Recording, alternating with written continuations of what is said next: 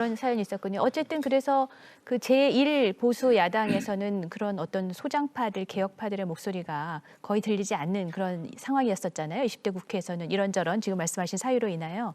그래서 아까도 제가 질문 잠깐 드렸던 것인데 21대 국회에 지금 새롭게 이 미래통합당에 입성한 초선 의원들 그리고 또 재선 의원들 일부가 그런 어떤 그 개혁적인 모임을 만들려고 한다고 하는데 그에 대해서 뭔가 좀 조언이나 고언을 해주실 게 있을까요? 그분들이 예전에 19대 때나 이럴 때 보수 야당에서 그 소장파로서 개혁 모임을 했었던 어떤 선배들의 그런 또 그런 기세를 이어갈 수 있도록. 네, 아무래도 당의 지배적인 의견과 다른 목소리를 내야 할 때들이 많이 있을 겁니다. 그럴 때 사실 뭐 관계도 신경이 쓰이고 또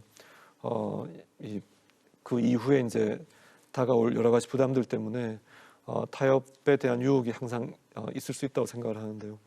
그리고 거기에서 좀 초연하게 정말 이 국가 공동체를 위해서 내가 속한 당이 어떤 진로를 택해야 할 것인가 하는 거기에만 집중하고서 다른 이해관계에서부터 벗어나서 결정을 하고 행동을 하기를 바랍니다. 저는 근데 아까 이제 열거되었던 뭐 민본 21이라든지 이런 소장파들의 시도라는 것이 그 안에 보면 진짜 쟁쟁한 분들 많습니다. 지금 보면은 뭐 권영진 시장 같은 분도 활동하셨고 그런데 아까 제 인식은 그거였습니다. 제가 그 선배들이 활동하는 모습 보면서 물론 이명박 박근혜 시절을 거치면서 여당 내에서 활동이기 때문에 큰 목소리를 내기 어려운 것도 있었겠지만은 볼 젊으면 굉장히 높았어요. 이 팀이.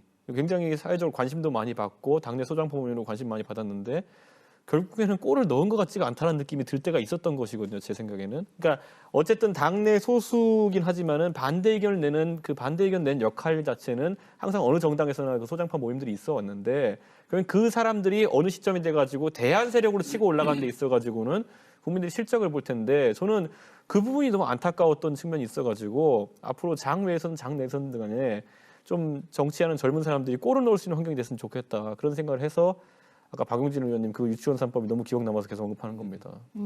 박용진 의원 그럼 비결을 알려주세요. 잘하셨다고 지금 칭찬을 굉장히 해주시네요. 아니 근데 사실은 그 우리 이준석 최고가 얘기를 하셨는데 그 이슈를 발굴하고 하는 과정에서의 뭔가 태클이 있었을 거다고 얘기를 하셨는데요. 그 말도 못해요. 그렇죠. 정말 심각하고 당 내에서도 많은 태클이 있었습니까? 몇 명의 수비수를 제친 겁니까? 아니 그것뿐만이 아니라 제가 그 재벌개혁 경제민주화 이야기하고 법안을 내고 그 사사건건 다 이야기를 할 때마다요. 그거는 정말 그 우리 사회 가장 힘센 사람들이 재벌 총수들이잖아요. 이분들이 우리 사회 만들어 놓은 그 망, 로비망, 그리고 인간관계 축 이런 것들이 다 부담인 거예요.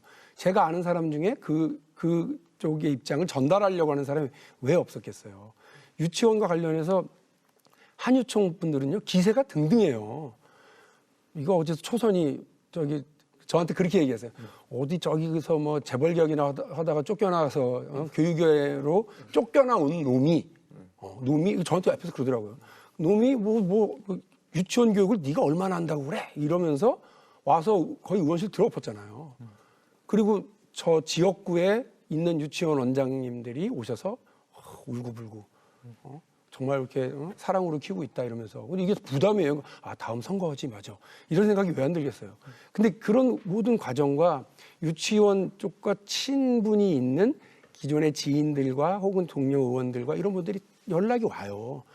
그리고 또 하나는 그 교육계에 있는 관료들, 진보 교육감들, 그분들이 다 어떻게 보면 침묵의 공범이었던 거예요. 그 제가 국감 때 그랬다니까요. 진보교육감 후보라고 해가지고 당선되시지 않았어요? 왜 진보자는 왜 붙이셨냐고. 국감 때 공개적으로 얘기까지 했다니까요. 왜냐면 그런 문제를 감사를 해놓고 다 덮었거든요. 근데 이런 침묵의 카르텔을 이거 문제 있다라고 공개하는 건 어떻게 보면 참 무모한 일일 수도 있어요. 무모한 일일 수도 있는데 그럴 때야말로 우리 김세현 의원님 말씀하신 것처럼 나는 헌법이 명령하는 대로 따라가야 되는 그런 사람이다라고 다시 생각하고 가야죠.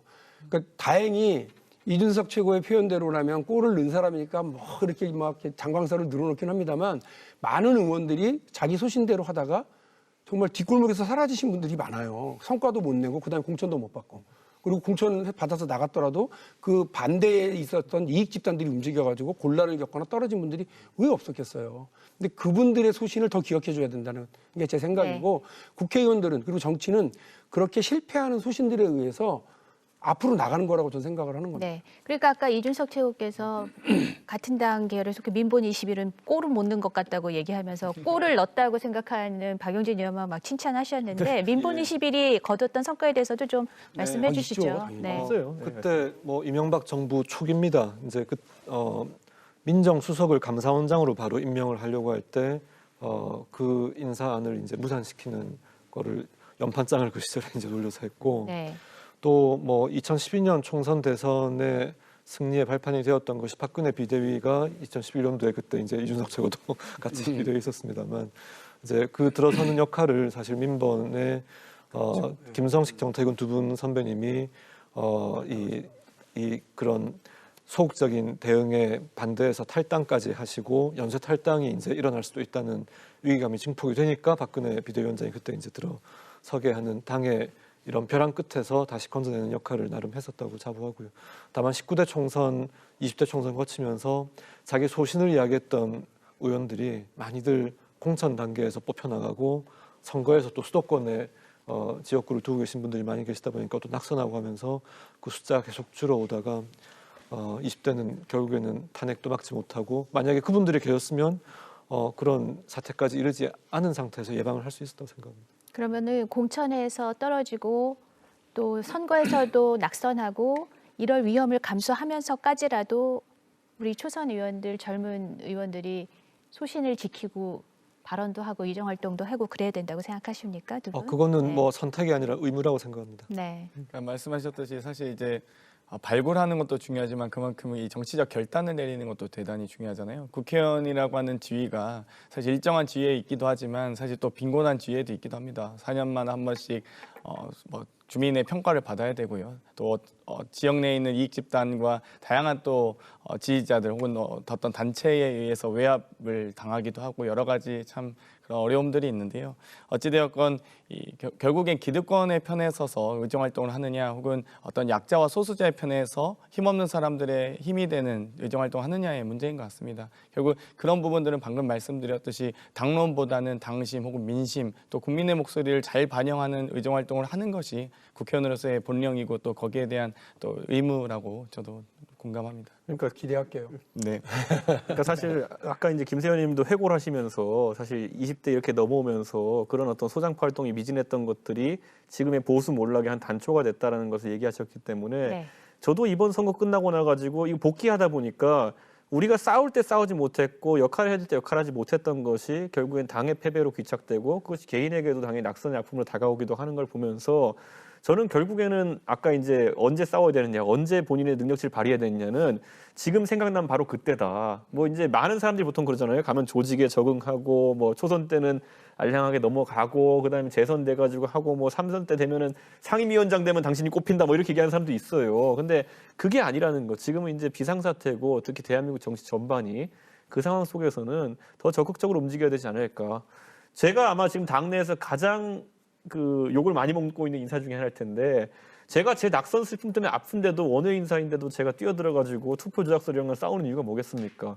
이거 그냥 방치해도 돼요. 근데 방치했을 때 얼마나 당이 피해를 입고 썩을 수 있는가에 대해 가지고 이제 체험해봤기 때문에 전투는 항상 그 개시되면 바로 해야 된다. 이거 묵혀놨다가는 결코 좋은 결과 안 나온다는 거를 진짜 낙선이라는 아픔으로 체험하고 있습니다. 네. 저는. 예. 그러니까 보수 야당이 지금 사실은 선거 참패의 충격에 빠져서 패인이 뭔지에 대한 분석도 제대로 안 되고 있다라는 그런 비판들을 많이 하는데 오늘 방금 전에 이준석 최고위원께서 이 당내에서 소장파들의 목소리가 묻히고 소장파들이 어떤 당내 개혁을 하는 그런 활동을 제대로 하지 못했던 것도 이 선거의 패인, 주요 패인 중에 하나가 아닌가 하는 그런 지적을 해주셨는데 의미 있는 것 같습니다.